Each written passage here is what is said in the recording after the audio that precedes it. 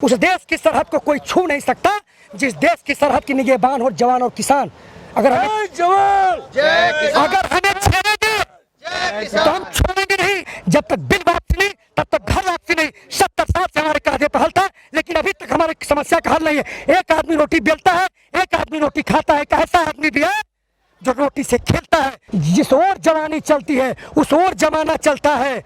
दिल में बुलबुले हो तो आसमां को झुकते देखा है, हो बाजुओं में दमखम तो पहाड़ों को हिलते देखा है।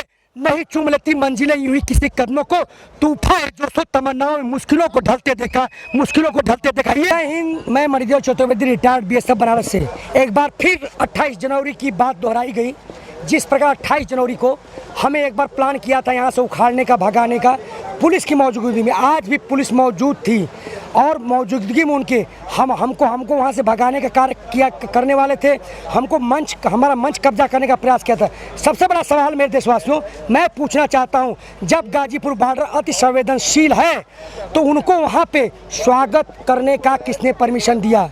दूसरा सवाल मेरे देशवासियों, जब नेशनल हाईवे पर रूल बनता है कि आप किसी का स्वागत नहीं करेंगे क्योंकि यात्रा बाधित होती है, तो किसने उनको प्रोटोकॉल डीएम एसपी ने किसने लगाया? 1 घंटे से वहाँ पर 1 घंटे डुगडुगी भारतीय जनता पार्टी जिंदाबाद, किसान मुर्दाबाद के नारे लग रहे थे। पुलिस पिकेट बगल में थी तो कौन किसी साजिश थी? कहीं ना कहीं ये प्रो था। एक बार फिर किसानों को बदनाम करने का प्रयास किया गया। उससे ही मैंने देखा कि कुछ लोग उनके भारतीय जनता पार्टी के बीच में हरे रंग की टोपी लगाए हुए थे। वो कौन थे जिन्होंने कार पर आक्रमण किया? तो ये जांच का विषय हमने एसएसपी साहब को वहाँ पे कार्यालय में हमने एफआईआर दे दी है। और निश्चित रूप से वो तो कहे कि हम किसानों का स्वागत करने गए थे। जी बिल्कुल, वहाँ पर उस पर कौन था? अमित वाल्मीकि जो युवा प्रदेश अध्यक्ष बना है, इनका यूपी मिशन चल रहा है कि हमारे लोगों को तोड़ें, तो उनका वहाँ पे जा रहे थे। फूलमाला वीडियोज मेरे पास है, सरकार मांगेगी देखना। सोशल मीडिया पे घूम रही है कि कौन किसा स्वागत करने गया था, ठीक है। और साफ नेशनल मीडिया दिखा रहा है कि स्वागत करने गए लोगों पर किसान ने हमला किया। जी नहीं, 1 घंटे से पुलिस की साजिश थी। पुलिस बाकायदे घूम रही थी। उस देश की सरहद को कोई छू नहीं सकता जिस देश की सरहद की निगहबान हो जवान और किसान। अगर हमें छेड़ेंगे तो हम छोड़ेंगे नहीं। हम जमीन दोष कर देंगे। हम नदियों और पहाड़ों को पूछते हैं। जब जरूरत पड़ी तो हम दुर्योधन, कंस, रावण जैसे लोगों का वध भी करते हैं। हम देर नहीं लगाते हैं। इस देश से मॉब लिंचिंग है, ऐसा क्यों हो रहा है? पुलिस प्रशासन खड़ा है। जब इस देश से लोकतंत्र खत्म हो जाता है, न्यायपालिका कहीं खत्म हो जाती है, तब आदमी स्वयं अपना फैसला करता है। ये जवाबदारी बनती थी। ऐसी कंट्रोवर्सी क्यों पैदा हुई? सवाल इस बात का सोचने का है कि क्यों वहाँ पर आर्डर किसने दिया? किसने वहाँ पे भारतीय जनता पार्टी को रोकने? 300 लोग थे, 50 गाड़ियाँ थी, रोड को बाधित किए हुए लोग थे। तो कहीं ना कहीं एक बार फिर साजिश का शिकार होते होते बच गया। और हम छेड़ेंगे नहीं। हमने वहाँ पे उनको काले झंडे दिखाए। हमने जो हमारा अधिकार है, मौलिक अधिकार, वो ऐसा हमने प्रदर्शन किया है। बाकी कुछ नहीं है। जी और कुछ पूछिए। इसको हिंसा का रूप दिया गया। इस हिंसा का हिंसा करने वाले कौन थे? जांच का विषय है। मैंने कहा कि उसमें कुछ लोग, जब वहाँ झंडे भारतीय जनता पार्टी, उसमें कुछ लोग हरे रंग की टोपी लगाए हुए बैठे हुए थे। वो लोग कौन थे जो कारों पर आक्रमण कर रहे थे? कौन थे लोग? तो जांच करिए ना। लेकिन सवाल जो सबसे बड़ा ये उठता है कि पुलिस की मौजूदगी में ऐसा क्यों हो रहा था? पुलिस ने क्यों, कौन से प्रशासन ने अनुमति दी? अति संवेदनशील एरिया। और भी जानते देशवासियों, यहाँ 144 धारा लागू है। 100 मीटर के एरिया में जितना मंच है उसके आसपास से पूरा एरिया। तो उनको परमिशन की 2 या 200 आदमी इकट्ठे। हम तो किसान हैं, लेकिन वो लोग कौन थे जिसको सरकार ने परमिट किया? तो कहने की साजिश थी। साजिश उनके तरफ से थी। ये साफ जग जाहिर हो रहा, हमारी तरफ साजिश कोई नहीं थी। जी पूछिए। किसान आंदोलन और सरकार के बीच में जो संवाद हो रहा था वो भी अब रुक गया है। जी बिल्कुल, हमने राष्ट्रपति को चिट्ठी लिखी। हम बातचीत करना चाहते, बातचीत तो नहीं करना चाहते हैं। ये क्रूर सरकार है, ये तानाशाही सरकार है। बात क्या करेंगे? लास्ट में सुप्रीम कोर्ट का बयान आया था कि मुख्य बिंदु पर आप बात करिए एमएसपी पर। उन्होंने कहा एमएसपी पर बात ही नहीं करी, कभी नहीं करी। तो हम बात करते तैयार हो, भाग रहे हैं। हल निकलेगा आज नहीं तो कल निकलेगा। जब तक बिल वापसी नहीं तब तक घर वापसी नहीं। 70 साल से हमारे कांधे पर हल था, लेकिन अभी तक हमारी समस्या का हल नहीं है। एक आदमी रोटी बेलता है, एक आदमी रोटी खाता है। एक ऐसा आदमी भी है जो रोटी से खेलता है, फिर भी भारतीय संसद मौन है। वो छोटे चोर थे, ये बड़े चोर है। सत्ता परिवर्तन हमारी समस्या का समाधान नहीं। पहले हमारे परदादा रोड पर थे, दादाजी रोड पर थे, आज हमारे पिताजी हैं। आखिर कब तक? क्या कानून बिल वापस हो समस्या समाधान हो जाएगी? नहीं। अब मैं सत्ता परिवर्तन के साथ व्यवस्था परिवर्तन की बात करने को, जैसे भगत सिंह का राइट टू रिकॉल कि असली सत्ता के मालिक कौन है? हम हैं। लोकतंत्र में लोक बड़ा होता है, तंत्र छोटा होता है, जन बड़ा होता है, तंत्र छोटा होता है। लेकिन आज जब मोदी जी बात करते हैं तो उसको 23 भाषाओं में ट्रांसलेट होता है। लोकतंत्र में मन की बात चलती है, लोक की बात चलती है।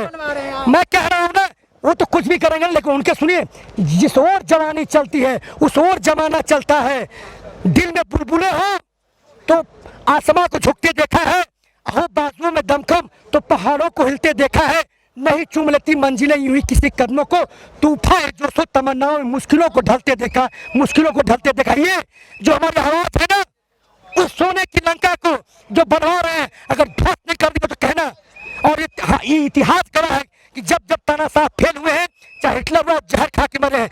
देखना 2024 के बाद मेरा पूर्णतः विचार कि मोदी जहर खाएंगे, उसमें जा नहीं पाएंगे। क्यों लगता है जहर खाएंगे? सब जब तानाशाह जब फेल होता है, हिटलर भी फेल हुआ था, उसने जहर खा लिया था। सब आत्महत्या करते को जान, जब वो ऐसा होगा नहीं तो क्या करेंगे, किसको मुंह दिखाएंगे? ये सब मोदी सरकार, हु इज मोदी? भारत सरकार है, भारतीय जनता पार्टी होना चाहिए, लेकिन मोदी सरकार होता है, हु इज मोदी सरकार? भारत सरकार कहना सब मोदी। जब मोदी फेल हो जाएंगे 2024-22 में फेल हो रहे हैं यूपी में, तो क्या होगा? जहर खाएंगे और कोई उपाय नहीं बचेगा। तो सवाल क्यों लगता है कि यूपी में फेल हो जाएगी? बंगाल में दिखा देखिए, पश्चिमी यूपी की हालत, 41 सीट है लोकसभा की, हिम्मत है तो घुस के दिखाए। अभी गए थे बालियान जी, वापस लौटना पड़ा, एक भी वो घुस नहीं पा रहे। 41 सीट जानते हैं, एक लोकसभा में 4 विधानसभा की सीट होती है, और यहाँ पर अगर 100 सीट विभाजित होती है तो हाशिए में जाते हैं। यूपी में जा रहे हैं, अब इसकी आग अवध में, बुंदेलखंड में, आपको पूर्वांचल में लगी है। जी, आप उनके महेंद्र पांडे जो है चंद्री लोकसभा से बुरी तरह हारते हारते जीते हैं, तो कहीं ना कहीं ये बैकफुट पे जा रहे हैं। इसलिए मुझे लगता नहीं, मैं कन्फर्म लूजिंग दिस गवर्नमेंट। जी, आप इतनी गर्मियों में भी इस सड़क पे रह रहे हैं, तो फिर उस चीज़ों को आप फिर कैसे देखें? हमारी आदत है। फूल भी हुए हैं, खुशबू समंदर भी हुए हैं, और जब दुनिया ने सताया तो पत्थर भी हुए हैं। हमने नदियों पहाड़ों को पूजा, हमने जरूरत पड़ी तो कंस रावण जैसे लोगों का वध भी किया है। समझ रहे हैं? हमारी आदत है किसानों की, ये धूप में जलने की, बरसातों में भीगने की, ठंडे में सुखड़ने की। हमारी आदत की शिकन नहीं है। मैं 7 महीने से मर्दियों चतुर्वेदी में हूँ। सरकार तो कह रही है कि ये बिल आपके लिए है, आपको बहलाया गया है, आपको बहकाया गया है। अगर बहलाया गया, आप समझ नहीं रहे इस चीज़ों को। मैं कहना चाहता हूँ कि यही तो दिक्कत हो गई सबकी, इस बिल को किसान समझ गया। हम अपनी उपज को कहाँ बेचे, कैसे बेचे, किसको बेचे, सुनिश्चित चाहता हूँ। जो व्यापारी अगर किसी में अपना पैसा लगाता हो, वो सुनिश्चित होना चाहता है कि मेरा व्यापार कैसे चलेगा। तो मैं जानना चाहता हूँ, आप कहते हैं MSP है रहेगी, तो कानून क्यों नहीं बनाते भाई? दिक्कत क्या आ रही है? कानून क्यों? आपने मैनिफेस्टो में C2+50 स्वामीनाथन आयोग की रिपोर्ट डाली थी, आपने क्यों नहीं दिया? आज C2+50 दिए, आज हम चले जाएंगे। तो आपने वादा किया था, आप कांग्रेस के खिलाफ लड़के इस बात पर आए थे, तो आप क्यों नहीं कर रहे हो? आप जब MSP है रहेगी तो आप कहते हैं, जब बताइए, इसको जो है अत्यावश्यक सेवा है, मेडिकल और जो खान पान है अत्यावश्यक सेवा है। जब ये निजीकरण होगा तो इसका क्या होगा? हमारा खाना तिजोरी में बंद हो जाएगा, एक ताला लग जाएगा। बताइए क्या सही है? असीमित भंडारण, जब एक आदमी पूरे देश का अन्न खरीद लेगा, क्या करे? जो मूल्य पर चाहेगा बेचे, खरीदना पड़ेगा, तो हम तो मर जाएंगे।